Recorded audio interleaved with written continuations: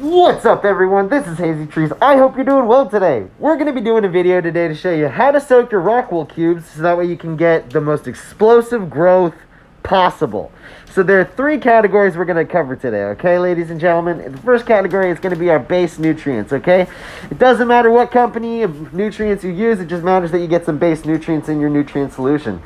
Second category we're going to be doing is our supplements. I got some supplements like these over here. Very excited to show you how all these are going to work.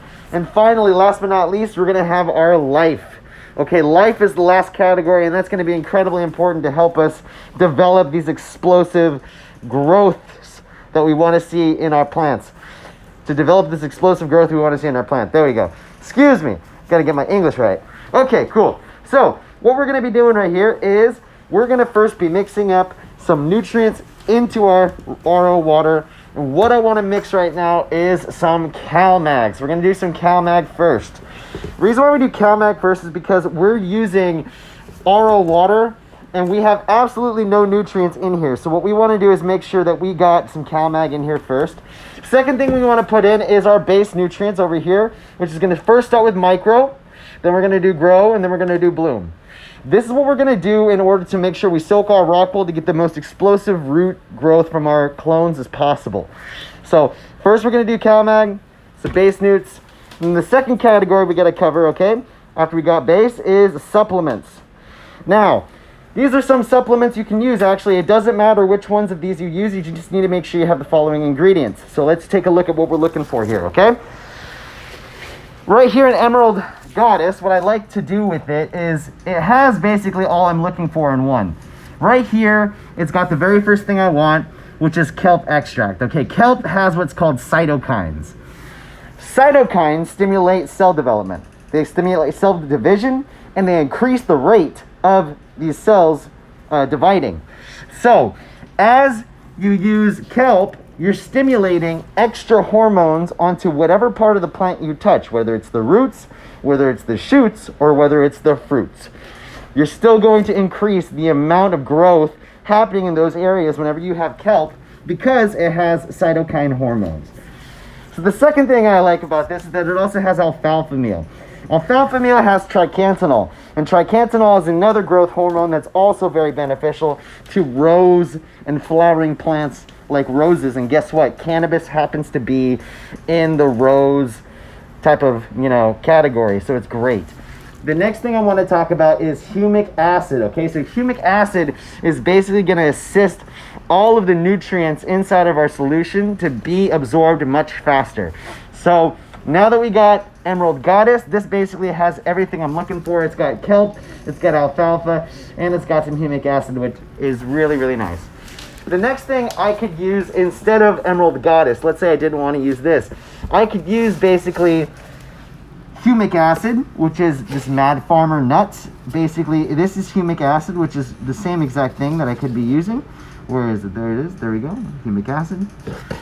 And then I can be using rhizotonic. Rhizotonic is seaweed extract. As you can see right here, it is Azosphyllum nodosum, which is basically seaweed. So here we go. I have my kelp and I have my humic acid, which is great. Or I could also go over here to the Real Growers Recharge and use this instead.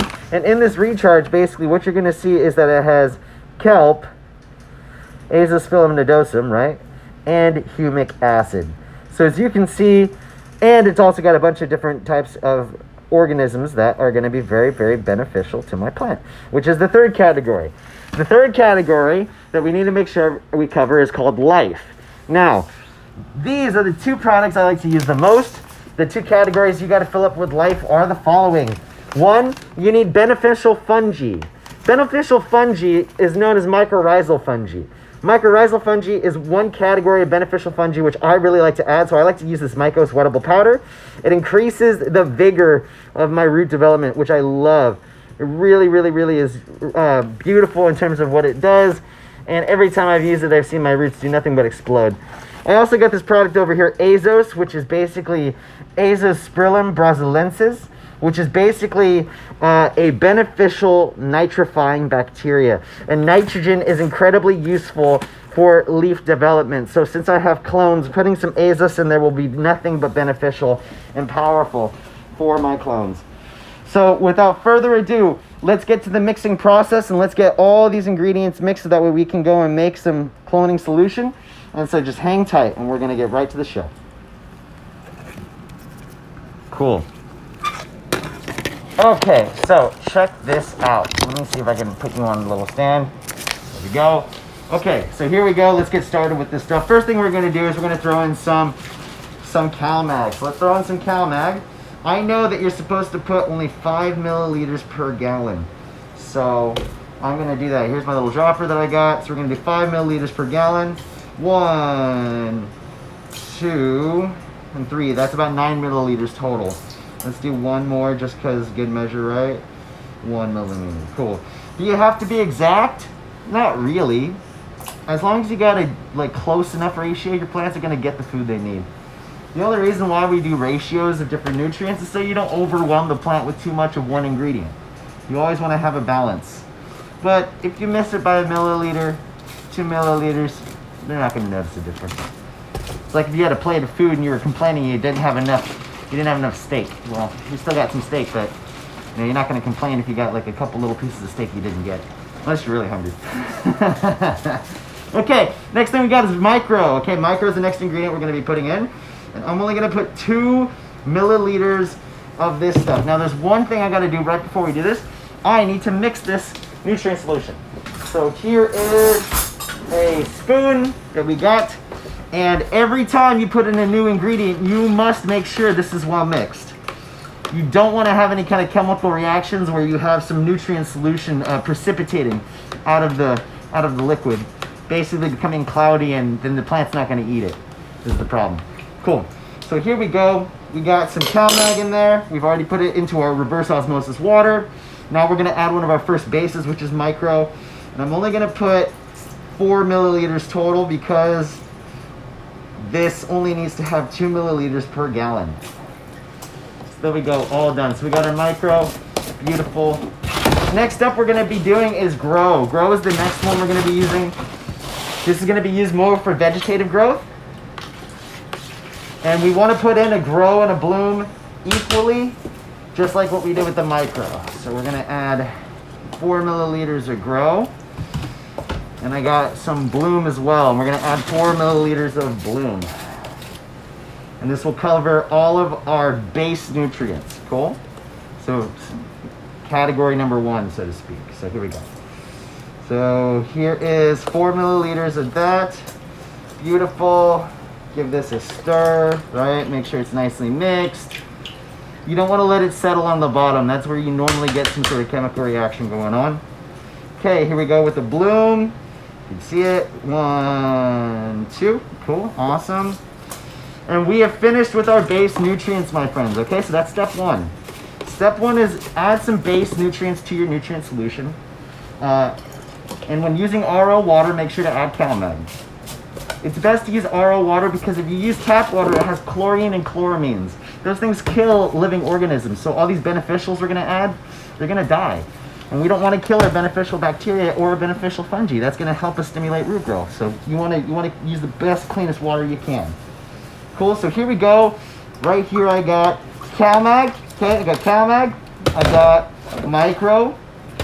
I got grow. And I got bloom. Cool. So we got all of our bases. Now let's add our first category of supplements. Ready? This is Emerald Goddess. This is a supplement that we could add. If I didn't want to use this, I could show you something else I could use. I could use this product, which is known as humic acid. This is Mad Farmer Nuts. And this is humic acid, and I could use it combined with this, which is Rhizotonic from Canna. This is also seaweed. What I want, the 2 ingredients I want seaweed, and I want humic acid, okay? Seaweed, what it does, which is also inside of this thing, okay? So it's in this thing too. What seaweed does is it basically stimulates cell development. Seaweed has what's called cytokines. They are a group of plant hormones that basically stimulate growth wherever these cytokines end up on the plant. If you put it on the shoots by a foliar spray, by spraying seaweed, you increase more development in those areas. If you put cytokines on the root zone, like what we're doing, we're going to stimulate more root growth. If you put cytokines on the leaves are going to get fatter and bigger and greener, and you're going to notice your overall plant's health is going to become increased. So what I'm looking for is some seaweed, first off, to stimulate the cell division. The second thing I'm looking for is humic acid. This product is just humic acid. What humic acid does is it basically grabs all of the ions, all of the nutrients that I just added in here for the bases. It grabs all those ions and helps the plant absorb it faster. It basically speeds up all your nutrient uptake. My favorite analogy I like to use is this. When I'm not using humic acid, when I'm not using it, imagine you're a fisherman on a boat and you're out at sea and you're literally using a pole just to catch one fish at a time. That's how fast your plant's eating food without humic acid. When you add humic acid, I like to think of it like you're casting a giant net and grabbing the whole school of fish and pulling all those in. And that's what you're doing with your nutrients. So what do you think happens when you combine something with cytokines like kelp that stimulates more growth everywhere, and you add it with something that takes up more nutrients? That's right, your stuff's gonna blow up. That's why the two ingredients I like to add to supplements is kelp and humic acid. Now you don't need to use just these two, you just need to find something that has these two things in it, or buy them separately and put them together like what I'm doing. That's why I like Emerald Goddess, because Emerald Goddess, if you look on the back, which you probably can't read because it's backwards right now, yep, exactly. If you look on the back of this thing, it basically says there's kelp and there's humic acid inside this thing, so that's good. Let's say I didn't want to use this, and let's say I said, you know, screw these things, I'm not going to use it. Well, then I could use something like this. This is called Real Growers Recharge. On the back of this thing, it's got two ingredients. It's got kelp and it's got humic acid. So as long as you get something with those two ingredients in it, you're pretty much good to go. So there you go. So let's go and add some kelp and some humic acid. What I actually want to do is I actually want to use the Rhizotonic, and I want to use this because I like these. These are very clean. It's a bias of mine. I just like them. Do you need to use these? No, you can use whatever you want. Just make sure it works. So here we go. I'm gonna add 5 milliliters per gallon to these. So 2 and then 3. This is 9 milliliters. And there you go, 10 milliliters. So 10 milliliters of humic acid is what I'm gonna be adding. And then we're gonna add, how many milliliters of this? Ooh, okay. I'm gonna be adding 8 milliliters of this. It's a little strong, but I wanna make it a little strong. So here we go, we're gonna add 8 milliliters of this. 2. There's 8, cool. So now what you've just seen is we've just added our kelp and we just added our humic acid along with all of our bases. We have now covered all the base nutrients and all the supplements that we need. The last thing I'm going to cover is life. Life is the third category and probably the most important category of them all. Without life, none of these nutrients can be absorbed, even with humic acid helping them out. Without any of this life, none of these nutrients can be absorbed. So, here we go. I got some azos that I want to use. Cool. Azos is a nitrifying bacteria. It's known as Azospirillum brasilensis. To make it kind of interesting for you, it's from the Amazon River. So this is a nitrifying bacteria, and since we're making clones, we want our clones to have some vigorous green growth and make as many new leaves as possible as soon as it gets rooted. So we're going to be throwing in some azos into this baby just to make sure it works. I'm literally adding a whole tablespoon. It says 1 tablespoon per gallon. I got 2 gallons. Still put 1 tablespoon. I don't need that much. I just need some to make it go. So here we go. Added some azos in there. Beautiful nitrogen fixing bacteria. Cool thing. Ready? I added nitrogen in my nutrient solution. So I have food as nitrogen already here for my plants. But this azo stuff is a nitrifying bacteria. So it nitrifies and gets nitrogen from the air. It doesn't get it from my water. It doesn't get it from this shit. It gets it from the air around us. So this thing literally pulls more food from the air that's surrounding the root zone. It's crazy. So this stuff doesn't even like have nitrogen coming in from my food. It comes straight from the air itself. Some mind-boggling stuff when you understand the science of shit. Isn't it cool? Cool. Next I got some mycos. This is wettable powder. This is mycorrhizal fungi. Okay, this is the next category of life with bacteria. There's fungi. Fungi is incredibly important. What this is going to do is colonize my root zone and help my roots uptake more nutrients. Not only that, but it's also going to increase the immune system and the defense mechanisms in my plant, which then, when I make clones, is going to help me get some beautiful, vigorous growth. So here we go. I'm going to take a tablespoon of this stuff, throw that right in. Boom, boom, boom. Cool. I got all my base newts, I got all my supplements, I got all my life. I'm ready to soak this rock wool now and get some of the best root growth that I can possibly. It's going to be awesome. Okay, check this out. So now, I got all this stuff cleaned up, ready to go. We got 2 more things that we got to do, which are incredibly important. Raise your hand if you know what it is. Write in the comments below if you know what it is. If you don't know what it is, just stay tuned. I'll show you. But if you know what it is, write in the comments below. It'll be fun. Let's see who knows what they're doing. So what I'm going to be doing right here, okay? So check this out. Is I'm going to be adjusting my pH. Cool. Now, we are soaking rock wool. Okay? So rock wool has something weird with it. If you read the thing, it says soak your rock wool in a pH of 5.5 to 5.0. The reason why is because rock wool cubes already have a pretty high pH naturally. So when you're soaking them, you want to make sure you soak them in a very low pH, because what it does is it makes sure that if you soak rock wool, which is at a high pH, and you soak it in something with a low pH, it's going to end up somewhere in the middle. And hopefully that middle range is about, 5.5 to 6.5, where your plant will be able to eat most efficiently. So I'm going to soak my rock wool at 5.0 to 5.5, okay? At that low of a range, I allow my nutrients to be completely absorbed and soak my rock wool properly. And if you were to take a pH pen to go measure the rock wool's pH, you'll see it end up somewhere between 6.5 and 5.5. So let's double check this stuff. Okay, so we're gonna mix this right now. Let's check the pH.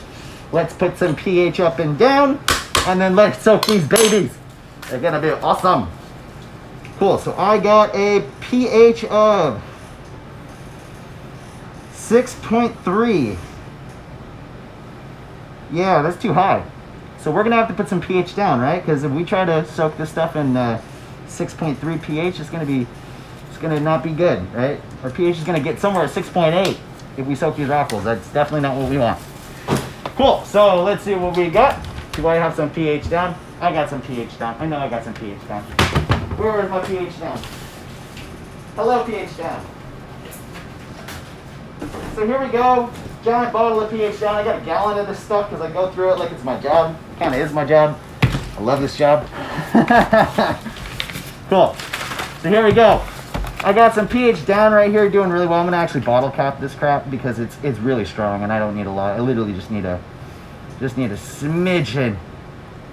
Just need a smidgen. Okay, cool. I got my smidgen. I'm gonna drop it on the floor very gently so I don't spill acid on myself, because you don't want to touch this shit with your bare hands. You better not. You better wear gloves when you touch this acid stuff. It's nasty. It hurts if you're not paying attention. I burned myself. Don't do it. It's stupid. Okay. So I'm gonna go right here, get some pH down. There we go. Got some pH down. And slowly we're gonna add this stuff. You ain't gonna go fast with this or else you're gonna ruin it. But you won't ruin it. You just have to adjust it again. We're gonna do it nicely and slow. Okay, cool. So I'm gonna put a little bit of these guys in. I put about 1 milliliter so far. Mix this around, make sure it's all nicely distributed. And then what we're gonna do is we're going to check this out. Cool. What's with the mask? Do I really have to explain that? That should be kind of obvious. Okay, right now we're at a pH of 5.3. So we're going just right. 5.3 is exactly where we want to be. Somewhere between 5.5 and 5.0. Oh look, it actually went down to 5.2. So we're doing really solid. Right now we're at 5.2 pH, which is beautiful. This is exactly where we want it to be at. Cool, beautiful. So here we go. We got that. Let's see. Gorgeous. Cool, so that's all good to go. This pH up that I'm not going to be using, I'm actually going to put it back in the bottle too. So there we go. Beautiful. And now we're going to soak this rock wool. It's going to be great.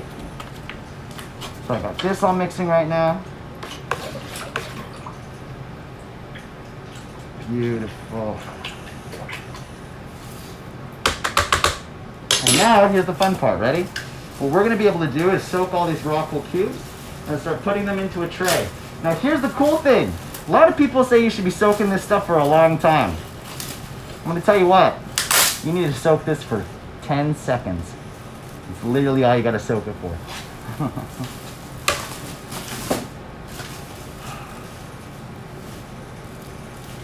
Beautiful, beautiful. Awesome.